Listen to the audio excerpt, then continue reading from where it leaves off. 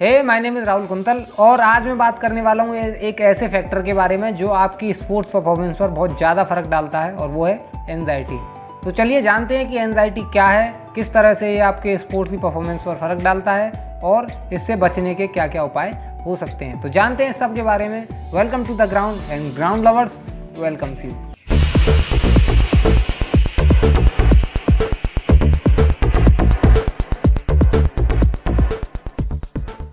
तो सबसे पहले जानते हैं कि एंजाइटी एक्चुअली है क्या। अगर आसान भाषा में इसे समझा जाए तो एंजाइटी एक वो भावनात्मक क्रिया है या आपका एक भय है जिसमें कि आप अनईजीनेस, नर्वसनेस फील करते हो और आपको कोई भी चीज़ का एक्सपेक्टेड रिजल्ट ना आने का भय बना रहता है। ये है एंजाइटी। स्पोर्ट्स में किसी ना किसी लेवल पर एंजाइटी हर किसी को होती है।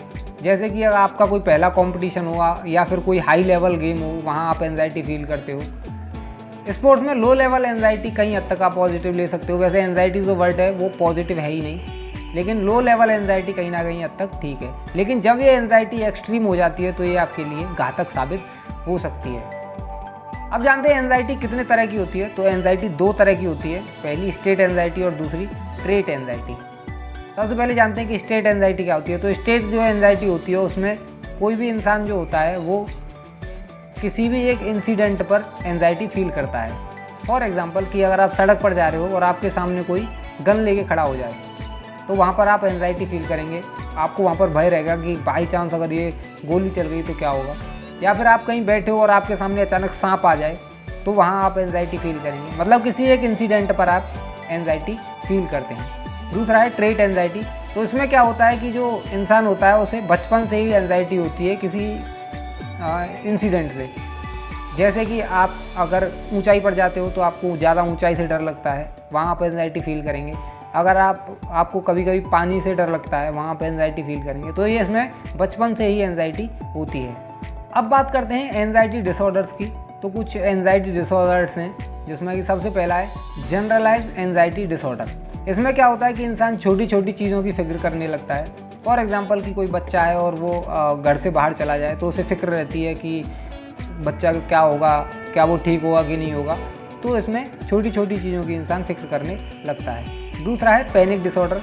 पैनिक डिसऑर्डर में क्या होता है कि इसमें आप एंजाइटी फील करते हैं 2 मिनट के लिए, 3 मिनट के लिए या कभी कभी 5 मिनट के लिए। लेकिन जब आपको किसी एक्सपर्ट के पास ले जाया जाए या फिर किसी डॉक्टर के पास ले जाया जाए तो आप ठीक हो जाते हैं। आपको उस सिचुएशन पता चल जाती है कि हाँ अब मैं ठीक हूँ। तो ये पैनिक डिसऑर्डर। इसके बाद इलनेस एंजाइटी डिसऑर्डर है। इसमें क्या होता है कि इंसान को कभी कभी लगता है कि उसे कोई बहुत बड़ी बीमारी है और वो अपने बार बार टेस्ट कराता है, लेकिन जब वो टेस्ट के रिजल्ट आते हैं तो वो सब कुछ नॉर्मल आता है, उसमें कोई भी बीमारी नहीं रहती है।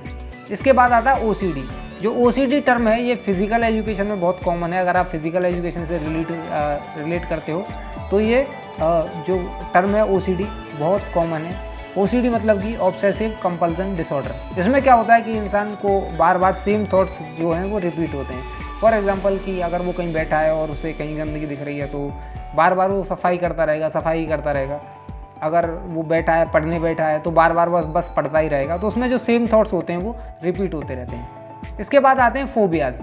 फोबियाज़ में क्या होता है कि इंसान को किसी पर्टिकुलर चीज़ से डर रहता है बचपन से ही। फॉर एग्जांपल कि अगर ऊंचाई से उसे डर लगता है जिसे एक्रोफोबिया बोलते हैं, या फिर पानी से डर लगता है जिसे हाइड्रोफोबिया बोलते हैं, या फिर जानवरों से डर लगता है जिसे जूफोबिया बोलते हैं। ऐसे ही इंसान को किसी पर्टिकुलर चीज़ से बचपन से ही एंजाइटी होती है। इसके बाद आता है पोस्ट ट्रॉमेटिक स्ट्रेस डिसऑर्डर। इसमें क्या होता है कि जो इंसान होता है उसे कहीं पर कोई इंसिडेंट हुआ हो पहले, वहाँ पर जाने से डर लगता है। जैसे कि कहीं पर अगर अर्थक्वेक आया है तो उसे घर में जाने से डर लगेगा, या अगर बाइक राइडिंग करते हुए उसका एक्सीडेंट हो गया तो फिर आगे उसे बाइक राइड करने में डर लगेगा। तो ऐसा इंसिडेंट जहाँ पर उसके साथ कोई घटना हुई हो उस जगह पर उसे एंजाइटी फील होती है। अब जानते हैं कि जो एंजाइटी है उसके जो सिम्टम्स हैं वो क्या हैं। तो इसको हम 2 तरीके से बांट सकते हैं, पहला फिजिकल सिम्टम्स और दूसरा मेंटल सिम्टम्स।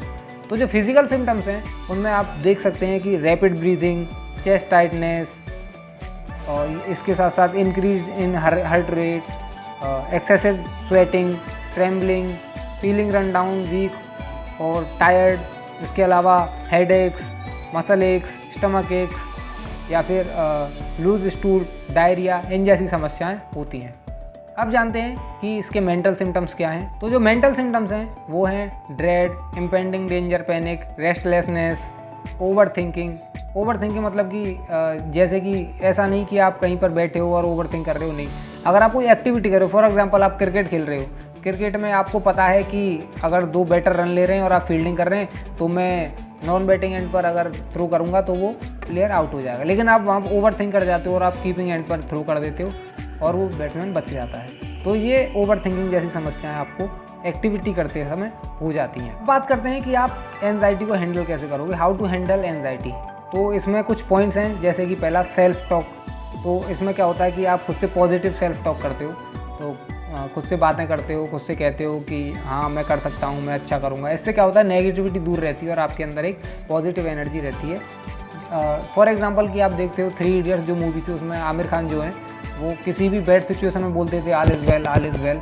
ऐसे ही आप भी कोई अपना मंत्र बना सकते हो जहाँ पर आप खुद से पॉजिटिव सेल्फ टॉक कर सकते हो। दूसरा तरीका है विजुअलाइजेशन।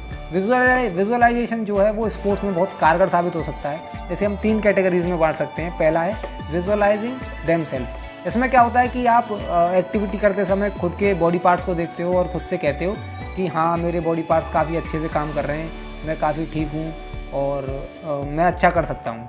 दूसरा है विजुअलाइजेशन ऑफ अपोनेंट। इसमें क्या होता है कि इंसान जो होता है वो अपोनेंट की एक्टिविटीज़ को देखता है और खुद से कहता है कि मेरी जो स्किल्स हैं इससे अच्छी हैं, मैं इससे अच्छा कर सकता हूँ, तो खुद को वहाँ पर पॉजिटिव रखता है। तीसरा है विजुअलाइजिंग द प्रोसेस। इसमें क्या होता है कि इंसान जो प्रोसेस, जो भी एक्टिविटी वो करता है मैच डे वाले दिन, कि पहले वार्म अप किया, एक्सरसाइज की, फिर उसके बाद गेम की प्रैक्टिस की, फिर एक्चुअल गेम खेला, फिर वहाँ से उसने उस गेम को जीता। तो हर जो स्टेप है उस पर वो खुद को पॉजिटिव रखता है। इस सब के अलावा आप डेली रेगुलर बेसिस पर एक्सरसाइज कर सकते हैं 30 से 40 मिनट। उससे क्या होता है कि आपकी बॉडी में हैप्पी केमिकल रिलीज़ होता है और आपको वो एंजाइटी से दूर रखता है। इसके अलावा योग और मेडिटेशन 15 से 20 मिनट आपको डेली करनी चाहिए। इसके अलावा आप अपनी डाइट में अश्वगंधा, ग्रीन टी या फिर येलो फ्रूट्स भी ऐड कर सकते हैं। इसके अलावा जो आपकी कैफ़ीन इनटेक है उसे लिमिट करिए, मतलब कॉफ़ी और कोल्ड ड्रिंक्स हैं उसको थोड़ा सा कम करिए और avoid drugs, bidi, cigarette and tobacco products, avoid alcohol. अब हम क्या करते हैं कि जो एल्कोहल और जैसे सिगरेट पीते हैं या एल्कोहल का इंटेक करते हैं तो उससे क्या होता है कि लोग सोचते हैं कि स्ट्रेस रिलीज़ होता है, लेकिन ऐसा नहीं है। बहुत थोड़े समय के लिए आप स्ट्रेस रिलीज़ कर सकते हैं, लेकिन उसके जो लॉन्ग टर्म इफेक्ट हैं वो आपके अंदर स्ट्रेस बढ़ाएंगे, उसे कम नहीं करेंगे। अगर आपको भी एंजाइटी डिसऑर्डर है तो इसे पहचानो, इससे बचो। और अगर वीडियो अच्छी लगी हो तो वीडियो को लाइक करना, शेयर करना, और अगर आपके पास कोई सवाल या सुझाव है तो उसे कमेंट करके ज़रूर बताना। और एक चीज़ हमेशा याद रखना, never stop playing, never stop learning. जय हिंद।